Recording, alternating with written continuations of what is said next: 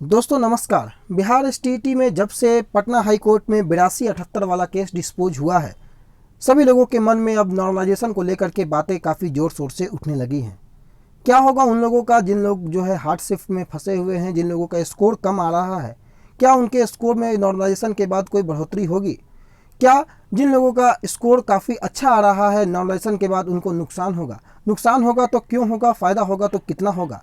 ऐसे लोगों का क्या होगा जो लोग एक से अधिक पालियों में उनकी परीक्षाएं आयोजित की गई हैं और उन लोगों के शिफ्ट में स्कोर जो है एवरेज स्कोर भी कम हो रहा है और उनका स्कोर जो है वो काफ़ी अधिक है? क्या उन्हें उस स्थिति में क्या उनको फ़ायदा होगा या नुकसान होगा? नॉर्मलाइजेशन से ऐसी परिस्थितियाँ क्यों बन रही हैं कि किसी को नुकसान होता हुआ दिखे और किसी को फ़ायदा होता हुआ दिखे? नॉर्मलाइजेशन क्या है, नॉर्मलाइजेशन क्यों होता है और नॉर्मलाइजेशन कैसे होता है? सभी चीज़ों पे, सभी मुद्दों पे चर्चाएं होंगी और नॉर्मलाइजेशन के हम लोग तह तक जाने का प्रयास करेंगे और इस ईजीएस्ट फॉर्म में नॉर्मलाइजेशन को हम लोग समझेंगे ताकि बिहार एसटीईटी से रिलेट कर सके। आगे मैं आपको एग्जाम्पल के तौर पर बिहार एसटीईटी के एग्जाम्पल जो परीक्षाएं हुई हैं उसके आधार पर इस नॉर्मलाइजेशन प्रोसेस को मैं आपको बताऊंगा, काफ़ी अधिक मेहनत करने और काफ़ी अधिक घंटों के मेहनत के बाद ये वीडियो आप लोगों के सामने, ताकि नॉर्मलाइजेशन से जुड़ी कोई भी कन्फ्यूजन आपके मन में ना रहे, इसलिए आपके लिए यह वीडियो लाने का प्रयास किया गया है।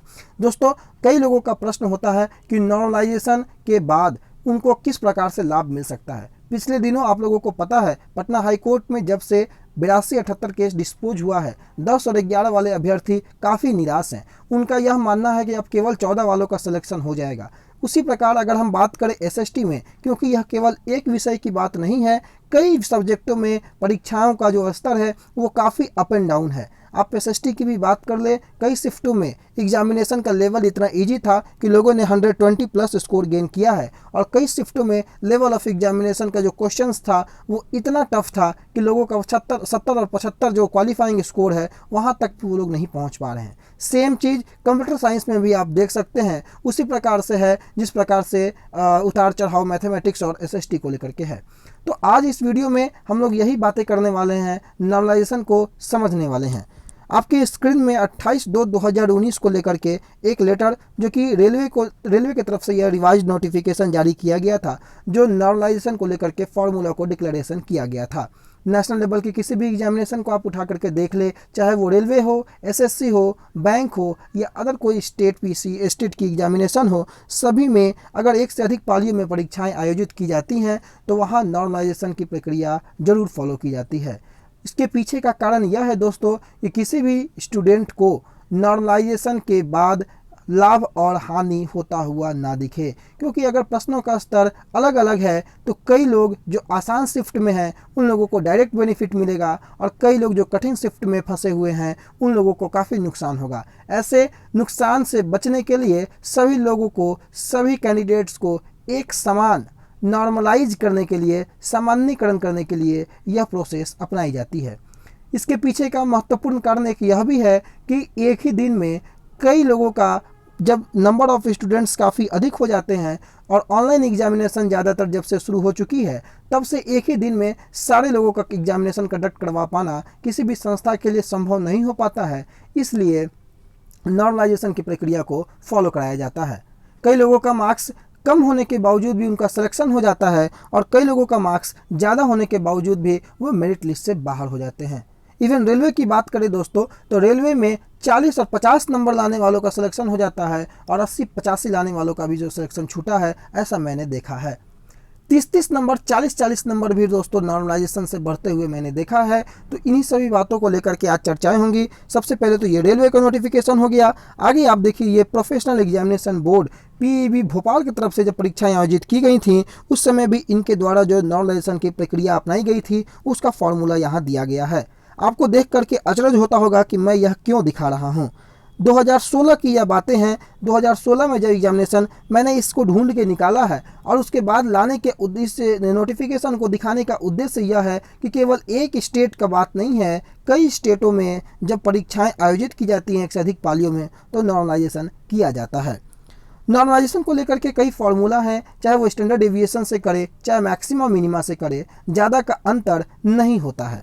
हम अगर बात करें फार्मूला की, जब आप इस फार्मूला को देखे होंगे तो देखने के बाद काफ़ी यह फार्मूला जो है वो अटपटा सा लग रहा होगा। इस फार्मूला को समझ में आपको नहीं आता होगा।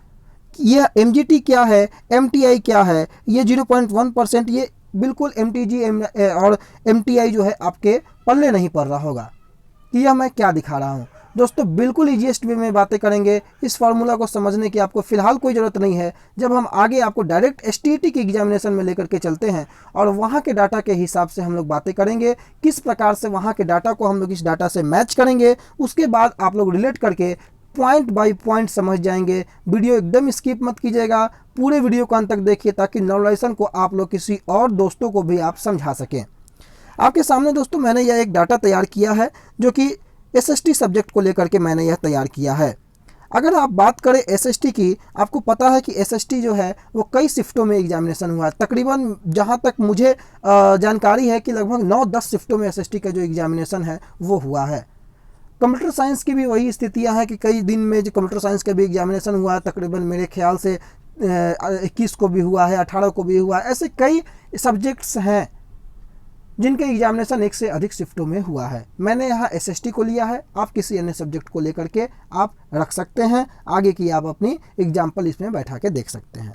मैंने SST को 3 दिनों के SST के एग्जामिनेशन को दोस्तों मैंने लिया है, 16 सितंबर, 17 सितंबर और 18 सितंबर।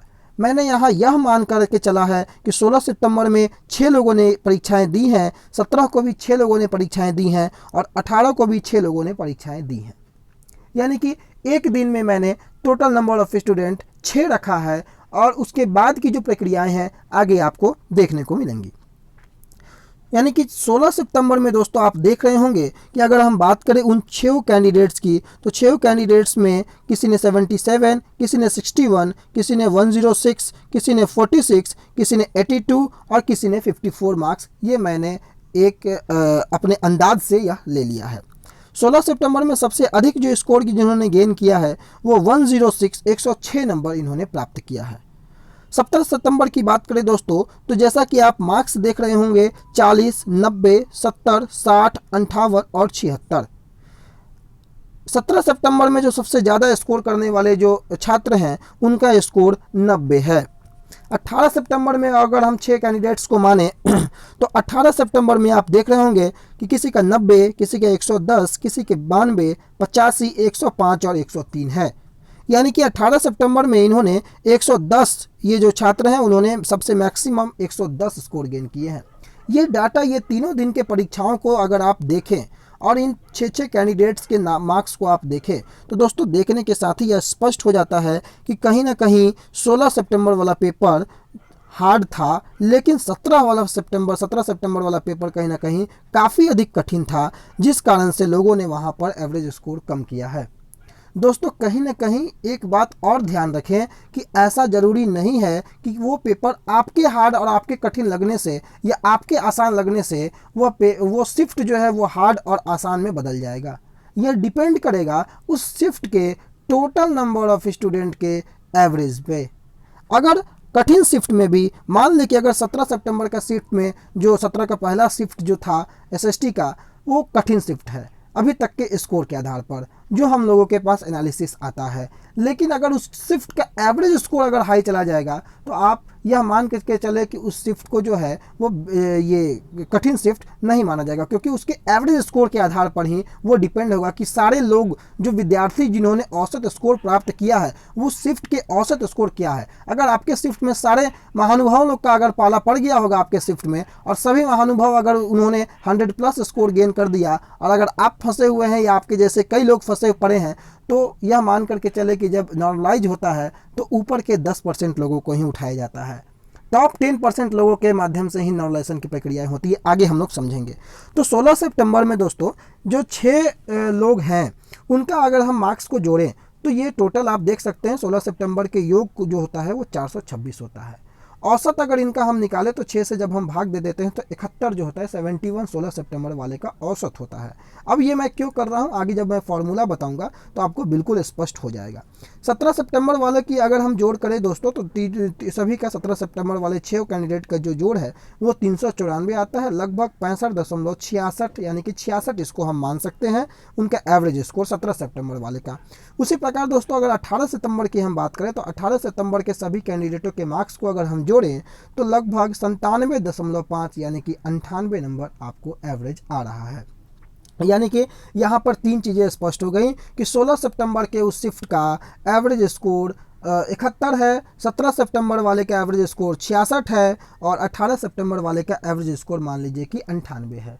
तो देखने से ही आपको यह मालूम चल रहा है कि काफ़ी कॉन्ट्राडिक्शन, काफ़ी अप एंड डाउन जो है ये तीनों दिन के एग्जामिनेशन में हुआ है। 18 सितंबर वाले को बिल्कुल फ़ायदा होता हुआ दिख रहा है, क्योंकि ऐसा प्रतीत होता है इस मार्क्स को देखने के बाद कि 18 सितंबर वाले परीक्षार्थियों का लेवल ऑफ क्वेश्चंस काफ़ी ईजी था।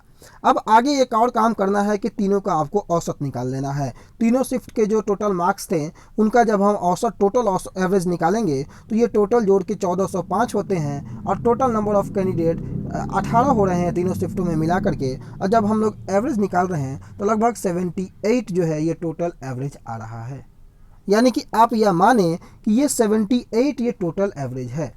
अगर आप मान करके चलें कि अगर हम बात करें कि 16 सितंबर वाले शिफ्ट में अगर 71 एवरेज है दोस्तों, तो ये 71 अगर इन्होंने पहले जो स्टूडेंट है 77 मार्क्स लाए हैं, तो यह ध्यान दें कि एवरेज स्कोर के बराबर या एवरेज स्कोर से ज़्यादा अगर आप मार्क्स ला रहे हैं तो आपको बहुत अच्छा फ़ायदा मिलने वाला है। लेकिन अगर एवरेज स्कोर से भी कम आपका मार्क्स है फ्रेंड्स, तो आपको कहीं ना कहीं उतना फ़ायदा नहीं मिल पाएगा। यानी कि कोई भी संस्था यह तय करेगी उस एवरेज स्कोर के आधार पर कि क्या उस शिफ्ट का एवरेज स्कोर था। अगर एवरेज स्कोर 71 आ रहा है पहले 16 सितंबर में, आपका स्कोर अगर 54 है तो आपको उतना ज़्यादा फ़ायदा होता हुआ नहीं दिखेगा। लेकिन 71 आ रहा है, आपका स्कोर 77 है, अच्छा फ़ायदा मिलेगा। 82 है, उससे भी अच्छा फ़ायदा मिलेगा और 106 है और ज़बरदस्त बेनिफिट मिलेगा। यह फंडा नॉर्मलाइजेशन का समझना काफ़ी ज़रूरी है। अब तीनों शिफ्टों का जब एवरेज हम लोग निकाल लिए तो तीनों शिफ्टों का एवरेज हमारा 78 आ रहा है। यानी कि यह तय मान करके चलिए कि 16 सितंबर में जो एवरेज स्कोर है 71 और 17 सितंबर में एवरेज स्कोर है आपको 66 और 18 सितंबर में एवरेज स्कोर 98, इन तीनों लोगों का जो मान होगा, जो माना जाएगा, वो किसके आधार पर तय होगा? ये 78 मार्क्स के आधार पर, यानी कि टोटल औसत के आधार पर तय होगा। अब हम चलते हैं उस फॉर्मूला की ओर, तब जाकर के आपको काफ़ी अच्छे से समझ में आएगा। आप यह देख करके चले कि टॉप 0.1% लोगों का औसत, जो मैंने आपको बताया किसी भी टोटल शिफ्ट के टॉप 0.1% का औसत, उसको अगर हम माइनस कर देंगे कुल औसत से, उसके नीचे डिवाइडेड में शिफ्ट के टॉप 0.1% का औसत, ये आपके शिफ्ट की बातें हो रही है और आपके शिफ्ट के कुल औसत। आगे हम एग्जांपल में आपको समझाएंगे, कैलकुलेट करके बताएंगे तो आपको और क्लियर हो जाएगा। Into raw marks minus shift का average score plus total average, ये हमारा फॉर्मूला है। उस चीज़ को अगर ये 0.1% कब, जो नंबर ऑफ कैंडिडेट काफ़ी ज़्यादा है, मान लें कि नंबर ऑफ कैंडिडेट कम है, तो टॉप 10% का एवरेज हम लोग निकालेंगे, माइनस करेंगे टोटल एवरेज से। आप इस फॉर्मूले में बैठा करके खुद से भी कैलकुलेट कर सकते हैं। शिफ्ट के टॉप 10% का एवरेज माइनस शिफ्ट का टोटल एवरेज, इनटू करेंगे आपके रॉ मार्क्स को, माइनस कर देंगे शिफ्ट के एवरेज मार्क्स से और प्लस करेंगे टोटल एवरेज से। आपको मैं बताता हूं कि सपोज करिए कि आपके पास कुछ जो मार्क्स हैं, आपके पास ये मार्क्स है, आपका मार्क्स है 70, टॉप जो स्टूडेंट है एवरेज सभी शिफ्टों का मिला के उनका है 80, सभी शिफ्ट का जो एवरेज स्कोर है उनका है 60, टॉप जो आपके शिफ्ट का एवरेज स्कोर है वो है 70 और आपके शिफ्ट का एवरेज स्कोर है दोस्तों 60। इसको जब हम लोग इस फॉर्मूला पे लगाते हैं तो आपके सामने क्या कुछ निकल करके आता है वो आपके स्क्रीन पर है। यानी कि अगर आपका स्कोर उसमें 70 था, आपका स्कोर कितना था यहाँ पर आप देख सकते हैं कि 70 है, और अगर उस फॉर्मूला में हम लगा दें जिस फॉर्मूला में मैंने जो बताया है, तो आपके स्कोर को जब 70 रहता है तो जब ये नॉर्मलाइजेशन किया जा रहा है तो आपका स्कोर कितने में बदल जा रहा है? 80 में बदल जा रहा है। यानी कि आपको 10 नंबर का बेनिफिट होता हुआ दिख रहा है उस फॉर्मूला के अनुसार जो मैंने हाइपोथेटिकल एग्जाम्पल लिया है। लेकिन जो मोटा मोटी बातें हैं इस नॉर्मलाइजेशन की प्रोसेस में, कि मान लीजिए कि किन्हीं का स्कोर अगर 77 था 16 के पहले शिफ्ट में और उनके औसत स्कोर अगर 71 आ रहा है उस शिफ्ट का, तो उनको तो फ़ायदा मिलेगा ही, जाहिर सा बात है। लेकिन 17 सितंबर वाले का जिनका औसत स्कोर 66 है, वो 66 इक्विवेलेंट हो जाएगा टोटल शिफ्ट के एवरेज पे, यानी कि 78 के बराबर। 16 का जो 71 है ये 71 इक्विवेलेंट हो जाएगा 78 के बराबर, और 18 सितंबर का 98 जो है वो इक्विवेलेंट हो जाएगा आपको 78 के बराबर। यानी कि जब आपको एनालिसिस जब बोर्ड करेगा अब ये डिपेंड करता है कि बिहार बोर्ड किस फार्मूले को वहाँ पर लगाता है। लेकिन ये मान करके चले जिन लोगों का ज़्यादा स्कोर 18 वाले में आ रहा है यहाँ पर, ये 98 मार्क्स भी जो है वो इक्विवेलेंट टू 78, एंड 17 सितंबर वाले का 66 मार्क्स भी जो है वो इक्विवेलेंट हो जाएगा 78 के, और 16 सितंबर वाले का 71 मार्क्स भी इक्विवेलेंट हो जाएगा 78 के। और इस आधार पर किसी भी शिफ्ट के लोगों को नुकसान नहीं होगा अगर यह सही तरीके से नॉर्मलाइजेशन किया जाए तो यही होगा। अब देखना होगा कि बिहार बोर्ड किस प्रकार से नॉर्मलाइजेशन करती है। तो दोस्तों नॉर्मलाइजेशन आप इस सब्जेक्ट में आप 6 की जगह आप 20 लोगों को रख के देख सकते हैं, मार्क्स को अपने रॉ मार्क्स को रख के देख सकते हैं, चाहे किसी भी सब्जेक्ट को आप लगा के देख सकते हैं। एक एग्जाम्पल के तौर पर मैंने यहाँ पर एसएसटी का जो है जिक्र किया। तो आपको उम्मीद होगा दोस्तों कि यह नॉर्मलाइजेशन का जो वीडियो है वो आपको पसंद आया होगा। आपकी क्वेरी अगर ख़त्म हो गई होंगी तो काफ़ी अच्छी बात है। इसके बावजूद भी अगर किसी प्रकार का आपको कन्फ्यूजन है तो आप ज़रूर कमेंट करके पूछेंगे। आप हमारे ईमेल पे मैसेज कर सकते हैं, और अगर बात करना चाहें तो आप हमारे Facebook page let's grow with Randhir में जाकर के वहाँ पर मैसेज कॉलम में जाकर के आप हमसे बात भी कर सकते हैं। तो इस नॉर्मलाइजेशन प्रोसेस के आधार पर आपको यह जो बेनिफिट मिलता हुआ दिखा, जो लोग कंफ्यूज हो रहे थे कि 10 और 11 वाले मैथमेटिक्स वाले क्या करेंगे, आप लोग बिल्कुल निश्चिंत रहें। अगर नॉर्मलाइजेशन होता है तो काफ़ी अच्छा आप लोगों को बेनिफिट होता हुआ दिखेगा। बाकायदा की नॉर्मलाइजेशन की पूरी प्रक्रिया सही की जाए। अभी तक बोर्ड के माध्यम से कौन सी पद्धति अपनाई जाएगी यह स्पष्ट नहीं है, लेकिन दोस्तों 40 नंबर वाले का सिलेक्शन होता हुआ मैंने देखा है, और 75 और 80 नंबर वाले का सिलेक्शन नहीं हुआ है, ऐसा भी मैंने देखा है। अभी एसएससी का जो आपको 2019 वाला जो अभी आपको पिछले दिनों आया है, क्या हुआ है उसमें आप सभी बखूबी भली भांति परिचित है। 200 में 200 नंबर लाने वाले का सिलेक्शन नहीं हो पाया है, और 200 में 120 नंबर लाने वाले जो एग्जामिनेशन में लाए थे उन लोगों का सिलेक्शन हो गया है। तो यह बात कहना कि मेरे शिफ्ट में प्रश्नों का स्तर हार्ड था और मेरा जो मार्क्स है वो कम है, मेरा सिलेक्शन नहीं होगा, अभी ये नहीं कह सकते हैं। अभी आप नॉर्मलाइजेशन का वेट कीजिए। नॉर्मलाइजेशन होने के बाद की क्या परिस्थितियाँ बनती है सब कुछ डिपेंड करेगा आपके मार्क्स के आधार पर, आपके शिफ्ट के एवरेज मार्क्स के आधार पर, टोटल शिफ्ट के एवरेज मार्क्स के आधार पर, और टोटल नंबर ऑफ कैंडिडेट के एवरेज मार्क्स के आधार पर। तो कहीं ना कहीं यह वीडियो आप लोगों के लिए काफ़ी हेल्पफुल होगा। उम्मीद करेंगे कि इस वीडियो को आप लोग अन्य दोस्तों के तक भी पहुंचाएंगे ताकि सभी लोग इसका जो है लाभ उठा सके। आपका हमारे चैनल पर बने रहने के लिए बहुत बहुत धन्यवाद। आपका दिन शुभ हो।